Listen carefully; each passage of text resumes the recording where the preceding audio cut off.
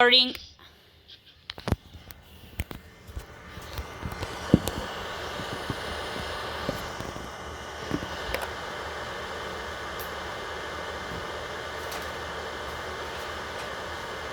Welcome to my presentation about texting and driving. Let us begin with a quote from Munia Khan, who said, "Smartphone is definitely smarter than us because it keeps us being able to be addicted to it." Oh, 1 second. I'm sorry, this might be important. Oh, my friend, she just posted a funny meme and I just had to comment on it. I'm sorry. You want to see it? Well, now, if there was a hole in the ground, I would most likely fall into it because I wasn't paying attention. I got distracted when my cell phone. Considering we are in my basement, which is a safe area, the worst case scenario is that you think that I'm completely unprofessional. But what if I was driving right now, on my way home, and you would be in a car on the passenger seat, and I would be texting and driving? You would probably start screaming at me, "Don't text and drive, oh my God, don't do it." Using a cell phone while driving causes distraction and creates potential for deaths and injuries in the United States. In this presentation, I want to talk about the consequences of cell phone related distracted driving. I want to show you a few statistics, and I would like to talk about prevention and solution with cell phone related distracted driving.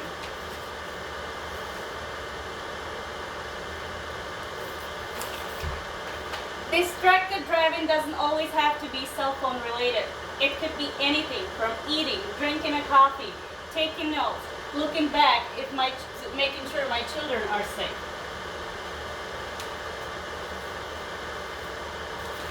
There are literally a million ways how to get distracted while driving, though according to the National Highway Traffic Safety Administration, texting is the most alarming distraction in the United States. Why? In 2018, 2,841 people died in motor vehicle crashes involving distracted drivers. According to the Cunningham's research from August 18, 2018, distracted driving was a reported factor in 8.5% of fatal motor vehicle crashes.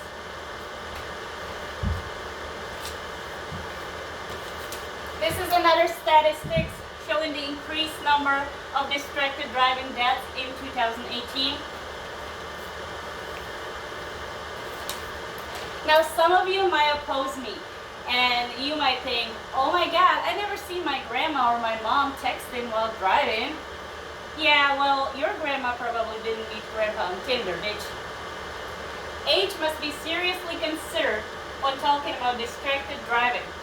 In this graph, we can see that 37% distracted drivers involved in fatal crashes were in the age group of 20 to 29, followed by 21% in the age group 30 to 39, and 16% in the age group 15 to 19.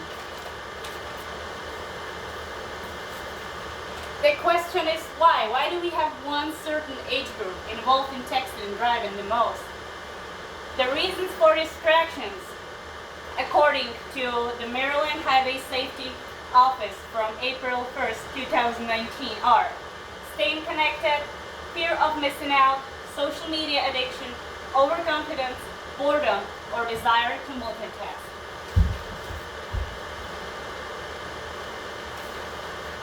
I conducted my own survey through Surveya.com, where I asked 50 respondents about their experience with texting and driving. And here you can see my results. 58% of respondents were between the age of 20 and 29. I had 21 male and 29 female respondents. 41 out of 50 respondents said they texted while driving.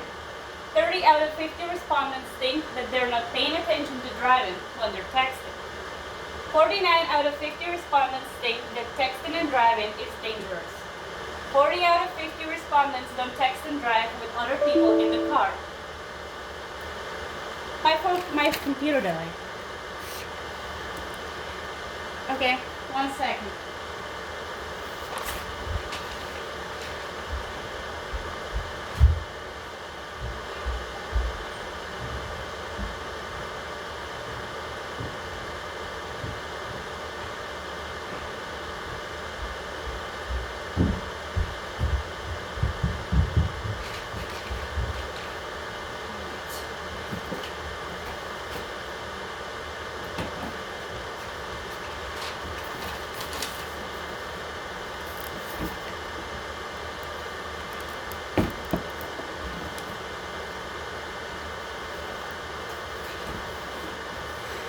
vystřihneme.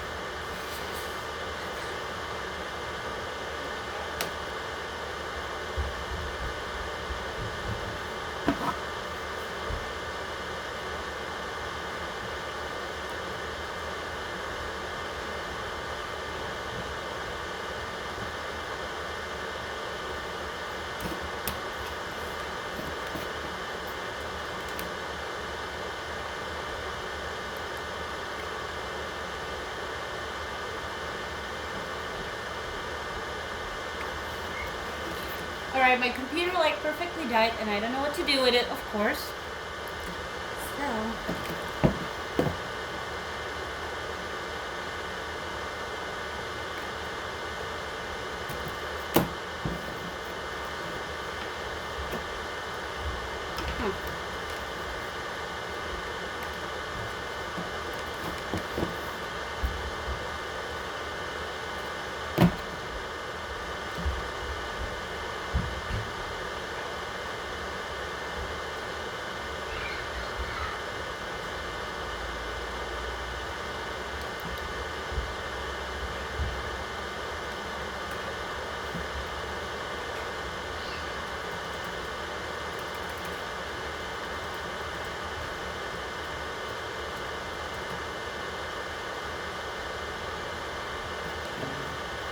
okay.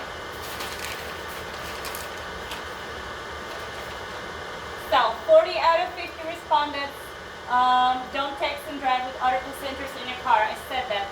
A majority of respondents think that stricter traffic laws and better technology would stop them from texting and driving. Now I want to have you have another look on these results. 41 out of 50 respondents said they texted while driving. And 49 out of 50 think that texting and driving is dangerous. So why is that? How can we prevent people from texting and driving? And how can we lower the numbers of injuries, deaths, and crashes?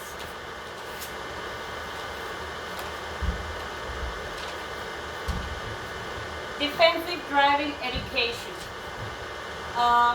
You see, it doesn't have to be always you who will be the one texting and driving, but you can be the one ending up dead or injured. We need to stop counting on other people's defensive driving skills. 2 years ago, I was involved in a car accident where both of mine and the other person's cars got totaled. She was driving 40 in a 25, and she admitted later to the police that she was texting to work that she was late. The thing is, I saw her coming, but I didn't stop because I thought she would stop. I thought she was paying attention. Defensive driving education is a desirable solution for future accidents, car crashes, and injuries for their prevention. According to the Center for Disease Control, prevention of distracted driving could be putting cell phone out of reach, turning off the notifications, take responsibility for our passengers, or downloading an app that disables the phone calls and text messages. And I want to stick with this one because there are applications that will disable our phone once we hit a certain speed. And I think that should be mandatory. Going back to stricter traffic laws that some people would think could be a good solution. Most violations of texting and driving are punishable with monetary sanction of $200 or $200 to $500, depending if it's first, second, or third violation. So maybe if texting and driving was considered a felony, people would just stop doing it.